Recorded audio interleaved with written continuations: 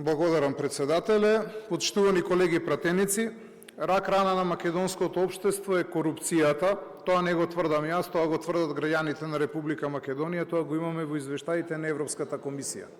Ако ги прашате граѓаните што претпоставуваат и што сметаат за што е всушност корупцијата, тие ќе ви кажат со еден прост збор дека се работи за местење на тендери, значи непочитување на законот за јавни набавки. Тоа не е од сега, ние се соочуваме со ваква една состојба и ги презимаме сите можни мерки за да ја надминеме. Што прави законодавниот дом, односно што прави собранието? Па собранието исполнило својата улога со формирање на различни тела и на различни органи кои што треба оваа работа да ја спречат. Биро за јавни набавки, Комисија за решавање на прашања во втор степен од јавните набавки, формирале најразлични тела како што е финансова полиција, МВР со своите органи и тела, пред се тука сметам за секторите кои што се занимаваат со стопански криминал, секторот кој што се занимава со организиран криминал, тука и ревизијата, односно Државниот завод за ревизија, кој што треба исто така да изврши ревизија на јавните набавки по случаен избор, односно во органите каде што врши, за да види дали се работело за одредени коруптивни действија или слично. Оттаму јас сметам дека дали одиме напред со решавање на проблемите кои што се претходно наталожени, можеме да видиме од извештаите, пред се и од вашиот извештај како Комисија за решавање по жалби од јавни набавки. Сметам дека вие сте особено значајна орган и особено значајна комисија, бидејќи како комисија вие делувате веднаш во моментот за да спречите пред да дојде до штета при одредени јавни набавки, за разлика од, да речеме, другиве органи, како што е, не знам, финансова полиција, кој што делува постфестум. Значи, откако веќе е направен проблем и откако веќе има нанесена одредена материјална штета, тогаш ги отстрануваме последиците, односно делуваме како казнен орган. Вие, за разлика од тоа, по жалбите можете да спречите да се случи одредена, недобра состојба, односно да имаме проблем, да имаме оштетување на буџетот. И сега јас би сакал да позборувам со вас за две работи. Првата работа е да ве пофалам како комисија. Вие минатата година имате решено 1535 предмети со само 20 вработени. И сметам дека треба јавно да ја пофалиме комисијата за оваа работа. Бидејќи вие сте пример, за разлика од некои други органи и тела, кои што 10 пати помалку од ваша работа земаат поголем буџет и имаат поголем број на вработени. Вие би требало да бидете пример, да речеме, на Советот за јавни обвинители, кој што постојано бара пари, а по мене не работи ни 10% од она што вие го работите.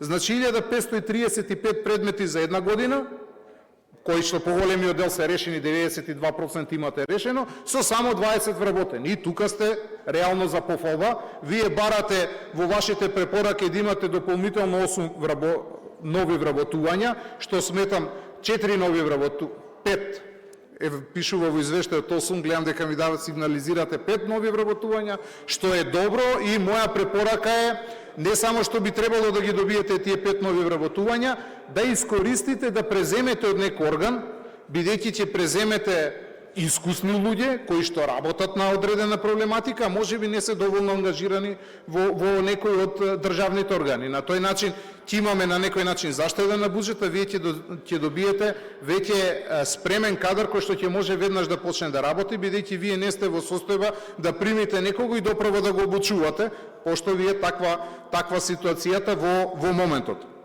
Она за кој што би сакал јас да позборувам со вас, а е на некој начин не критика, него сугестија, тоа е околу вториот дел. Имено како гледаме на овие 1535 предмети, кои што се поголем број од предметите кои што се забележени во минатите години, во 2024, 2023 и така натаму.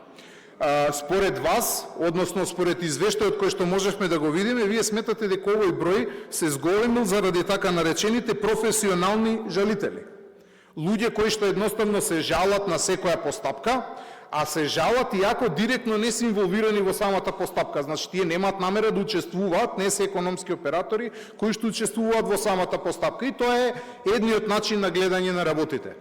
По мене, ова е добар индикатор. Зошто, односно жалбите, зголемениот број на жалби е добар индикатор, бидејќи луѓето конечно се ослободуваат и сакаат да се жалат. Само луѓе кои што се жалат и го креваат својот глас, можат да допринесат да се намали корупцијата во едно општество. Тука дебатирам со вас, бидејќи во препораките вие ставате дека треба да се извршат измени на законскиот текст, па да се намали можноста за вака така, според вас, професионални жалители, да се намали бројот на професионални жалители, дополнително и да се зголеми таксата при жалба, со што исто така би се намалил бројот на жалби. Вие како комисија тоа го гледате од аспект на економичност и од аспект да се олесните собствената работа. Ние како законодавец, законодавен дом, кога ве формираме, сметаме на вас како тело кое што треба да ја намали корупцијата. Јас сосема обратно од вас имам сосема поинако мислење. Ваквиот број треба да се зголемува и да ги олесниме, да олесниме состојбата да се зголеми бројот на жалители, бидејќи вие постапувате само доколку некој се жали. Вие не можете да постапите на која било набавка. Вие во државата имате 24.000 набавки и поголем бројот од 24.000 набавки во една година. Вие постапувате само по овие 1560 кај што имало жалби. Ако го намалиме бројот, вие ќе не можете да вршите контрол, уште помала контрола ќе вршите. Нашиот поглед е дека треба да вршите, односно мојов е да речеме, дека треба да вршите поголема контрола, не помала. Ако за тоа ви се потребни поголем број на средства, да, потребни ви се, дај да ви ги дадеме. Ако за тоа ви е потребно да ви се зголемат капацитетите, бидејќи работите само со 20 луѓе, дајте да ви го зголемиме, да ви ги зголемиме капацитетот во однос на кадри. Меѓутоа, никако не смеме да размислуваме во поглед да ја намалиме бројот на жалби, пошто само поголем број на жалби врши поголема контрола. Оттаму да сумирам, апсолутно сметам дека сте еден од позитивните примери како комисија, бидејќи ако вака сите органи тела работат со мали капацитети кои што ги имате, а стасуваат на време да дадат одговор по сите овие представки, ја зголемуваат контролата, со што ги намалуваат условите за девијантни појави, бидејќи ние сме натрпани со девијантни појави. Имаме еден куп на органи тела, еве вашето е едно од тие органи тела кои што, а корупцијата е на високо ниво.